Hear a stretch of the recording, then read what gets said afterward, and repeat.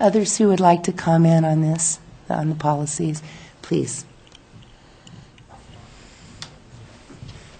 Would you like me to repeat? My Please name do. is Marcy Yes, Miller, please. 225 Henley Street, Moscow. Some of the policy recommendations, we have worked through the strategic plan. We have worked through an open process of including community comments, which some of those I know you have received individually. Those are customers that support some of our recommendations. And I'd like to break them down that they're each individual policy recommendations. They don't need to be included as one. The first being the 150 air mile radius. We did there's a great website that you can do the air miles. I know it's kind of confusing. People have been using Google to try to map it. And the air miles do include some of the most beloved vendors that we have at our market, including Durfee and Tonamaker. It includes a blueberry farmer from Quincy who has been at the market. We're trying to get him to come back to the market, as well as further south to Riggins and Whitebird, which I know Councilwoman Scott had mentioned. She would like to see some farmers from that southern area. The policy to end resale we've been working on since the market ended and has been a source of management strife for many years. The burden of that enforcement is on management and is on local farmers as well, that we have to contact the management several days before the market to let them know what we will be bringing that weekend, so they can then contact the 2 authorized resale vendors to let them know that they can no longer bring that item because it is available locally. As a small farmer, my days are full from dawn to dusk and sometimes beyond, and so stopping and making a phone call or writing an email to let them know this is the list of things that I'm going to be bringing on Saturday is prohibitive, and we didn't always follow through with that. And we did survey 52 the seasoned vendors. There are 52 of them, the end of November, and we had a 61% response rate from those vendors. And of those vendors, 75% of them favored prohibiting resale. Of those, 14 of the 15 farmers at the market favored prohibiting resale. I will say that the 150-mile radius hasn't been as vetted. It has been discussed for several months. As the resale has been discussed for several months, it has been an ongoing discussion with vendors. So I would encourage you to end resale for this season. The shared booths at the market, it has actually been a policy. It's been allowed in the policy. We wanted to clarify the language and encourage more people to share booths. People who have short windows can go ahead and apply to be vendors at the market and coordinate with booth mates of when they will be at market. They just need to be present to sell their product. I think that's what our customers are demanding. They want to know who's growing their product, and we want to give them that as part of the market. So thank you very much. Others who'd like to comment?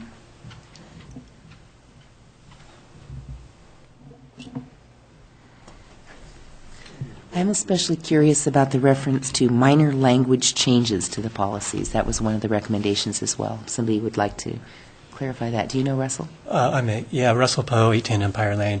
I believe you have a copy of our policies highlighted in red, and there's just minor changes like change 2012 to 2013, or omit a word here or there, or punctuation. That's the minor language change.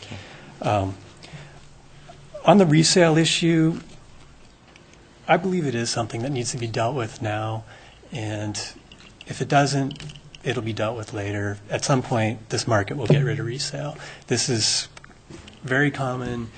If markets establish using resale, at some point they go through this process of getting rid of it. And the reason a market would start with resale is because you want to attract customers to bring in produce that isn't available from farmers, from local farmers. They're actually 2 separate issues. The proximity and the resale are 2 separate issues.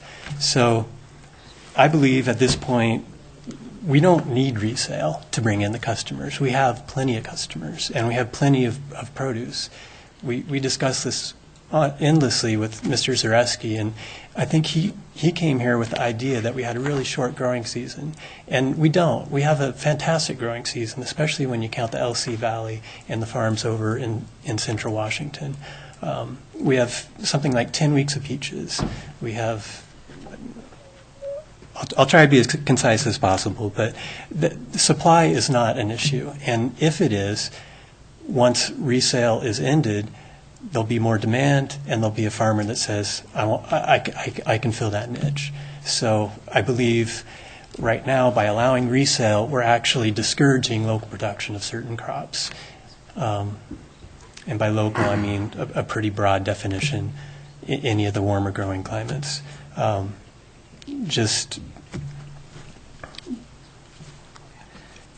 I guess I have to respond a little bit to the idea that you can't grow good tomatoes in Moscow. We grow fantastic tomatoes. They're actually started already, and I know that Jack and Ruth bring tomatoes from Cottonwood Creek in May. So we actually have a pretty great supply of produce all year long. One of the main reasons, so to me, those are some of the main reasons we need to get rid of resale soon. It actually conflicts with our mission statement, so I'd rather change the resale than change the mission statement. It's a pretty good statement. It's been stated that the market started with resale, and the implication is, well, it's always going to be that way, and I don't think it has to be.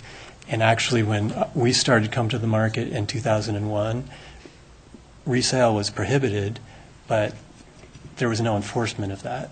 So when Kathleen took the job here, she showed up and said, I understand you have some resale vendors.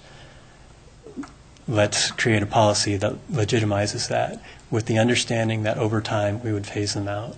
And that's what we did, and it's been contentious. There's a lot. I don't think y'all are necessarily aware of how this is a pretty dramatic issue for vendors. And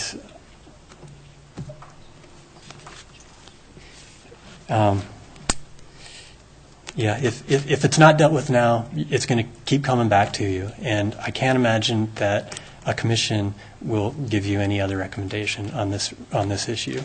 Mr. Zareski, in the end, decided to recommend no resale, and he showed up here wanting everybody to be able to resale.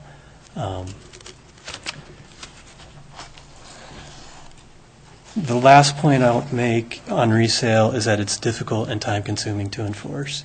So the idea of co-op farming, one farmer brings two farmers' worth of goods to market, kind of sounds good.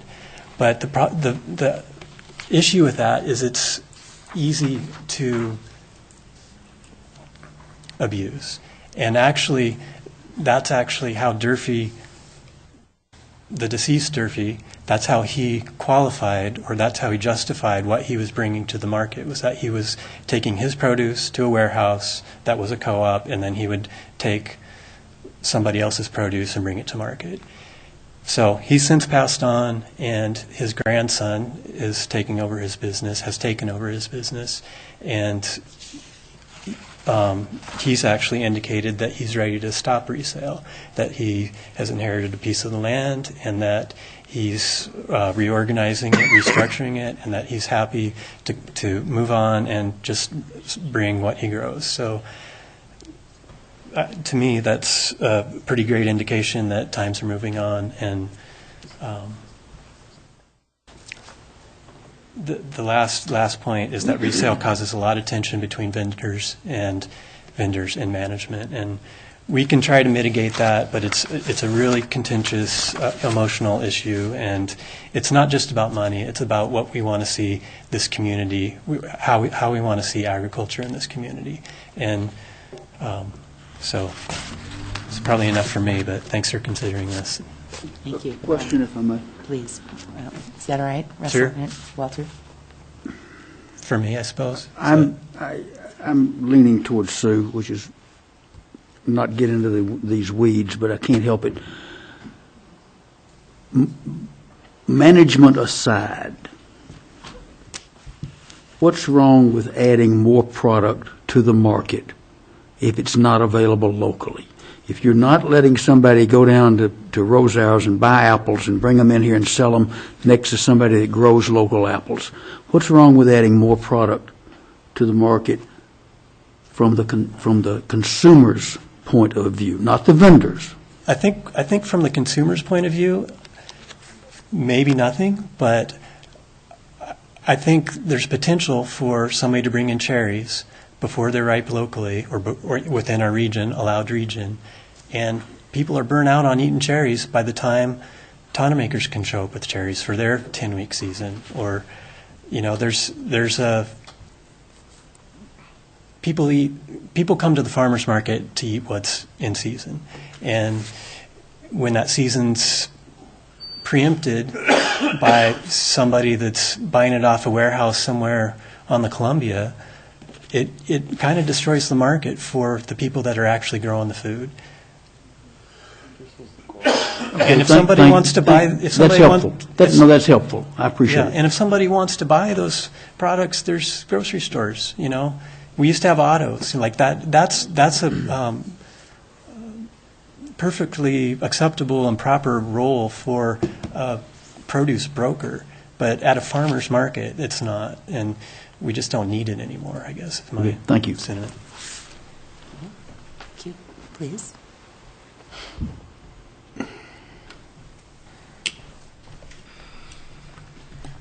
I'm Christine Boothman, 3805 Webster, Yakima, 9902. This is pretty much what I came to talk about tonight a little bit, and we are a vendor who's been here since 1988, and then when Durfee came, we were overlapping a couple of years, but as he came as a resale vendor, it was just a little difficult to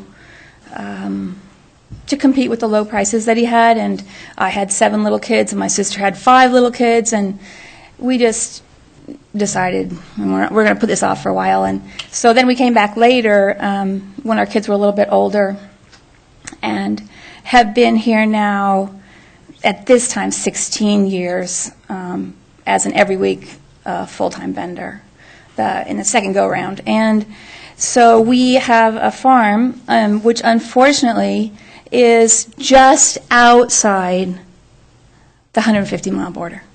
So I feel it kind of disingenuous that the advisory board, who says that they're representing me, would make a comment that this will make all of our current vendors feel included, and then list every other vendor who's of a distance similar to ours by name and by exact mileage distance with their calculator, and then not even mention us like we don't exist. So the commission or the who you guys standing in front of us, looking at their report, would think, oh, that sounds really good. We're including those guys. We're getting rid of that language we don't want to have.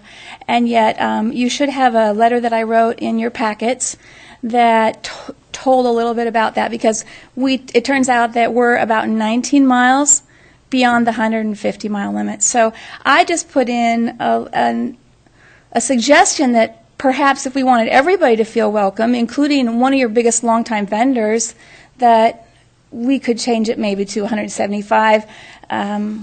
Another customer of ours wrote a letter in and said, why 175? Why not make it 200 and include the whole Yakima Valley? Because Durfee's part of the Yakima Valley, but that way you're sort of chopping the middle of the valley off. These guys at this part of the valley can come, and these guys at this part of the valley can't come.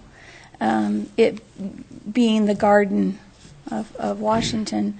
And so we also have maybe perhaps the unfortunate position of being a reseller.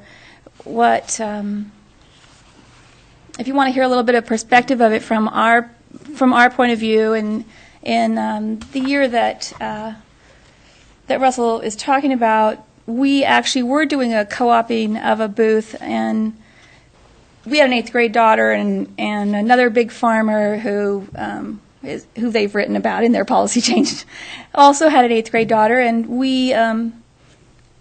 they were both going on their 8th grade East Coast trip, and so us as parents said, well, these girls can earn their way, and we'll set them up in our booth, and what they sell they can put toward their trip. So that was scary, I think, to some farmers, because the Imperial family has really top-notch produce. And